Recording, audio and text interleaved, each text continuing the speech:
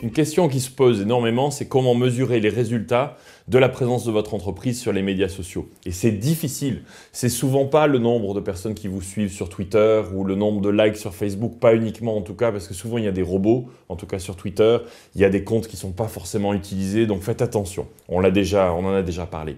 Une bonne manière de le faire, c'est de mesurer le résultat sur le contenu que vous partagez. Si vous mettez un lien, par exemple, dans un tweet ou dans une mise à jour sur Facebook, eh bien vous pouvez utiliser des outils qui vont mesurer le nombre de personnes qui cliquent sur ce lien. Par exemple, Bitly, bit.ly. Vous pouvez aller sur ce site, ouvrir un compte, ça prend 2 minutes. Vous pouvez mettre ensuite ce compte sur Sismic Desktop ou Sismic Web et on va vous présenter les résultats du nombre de clics. Un exemple, vous allez parler d'un endroit où vous souhaitez aller ou d'un site web que vous recommandez. Vous allez pouvoir avoir le nombre de personnes qui ont cliqué, à quelle heure ils ont cliqué, comment ça se propage et même parfois les pays et les langues dont les personnes parlent.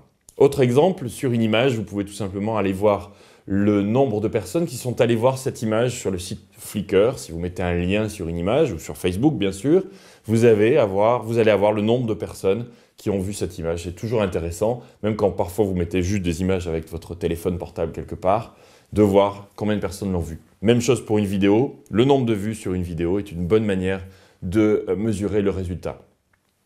On a parlé aussi de tout ce que vous pouvez faire dans la vie réelle pour mesurer la taille de votre communauté, les inviter à des événements. Est-ce que des personnes viennent si vous organisez ce qu'on appelle un meet-up? On l'a fait avec Sismic plusieurs fois, avec parfois des centaines de personnes qui viennent dans une ville, dans des villes différentes. Vous pouvez aussi, une anecdote, des autocollants. On s'était amusé avec Sismic, on le fait régulièrement, à créer des autocollants et à mettre juste un tweet ou une mise à jour sur Facebook. Est-ce que vous voulez un autocollant Sismic? Et ça vous paraît ridicule, il nous est arrivé d'avoir des milliers de demandes dans les heures qui ont suivi juste l'envoi d'un tweet. Et ensuite, bon courage pour les envoyer quand vous avez des milliers, mais c'est aussi le succès, donc c'est pas mal. On s'est organisé, on les envoie maintenant directement.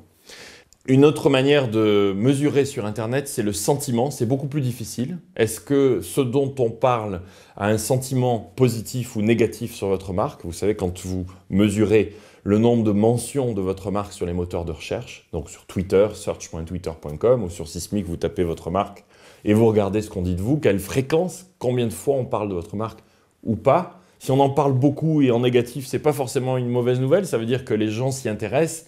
Moi, je préfère toujours qu'il y ait beaucoup de négatifs que rien, parce qu'au moins vous pouvez répondre et améliorer votre produit. Un standard de l'influence s'appelle Klout, c'est un service qui est basé à San Francisco, ce sont des amis, klout.com, intégré là aussi à Sismic. Sous chaque tweet, vous allez voir un petit K sur les versions web et desktop dans lequel vous avez le standard de l'influence. C'est un score de 0 à 100 qui va indiquer comment vous êtes influent ou pas. Ce standard est défini, évidemment, on peut toujours en débattre, mais il est défini sur non pas le nombre de personnes qui vous suivent, mais sur votre capacité à propager l'information. C'est-à-dire que si vous tweetez ou si vous mettez quelque chose sur Facebook, est-ce que c'est retweeté, le nombre de retweets, le nombre de fois où ça se propage, le nombre de likes, est-ce que d'autres personnes retweetent et ont eux-mêmes une influence? Et puis, quelle est votre régularité? C'est assez intéressant de voir ce score, c'est klout.com. Donc voilà, quelques manières de mesurer votre résultat sur les médias sociaux. Sincèrement, ce n'est pas du tout une science exacte, c'est vraiment le début, un petit peu comme au début de la publicité. Les standards sont en train de se mettre en place.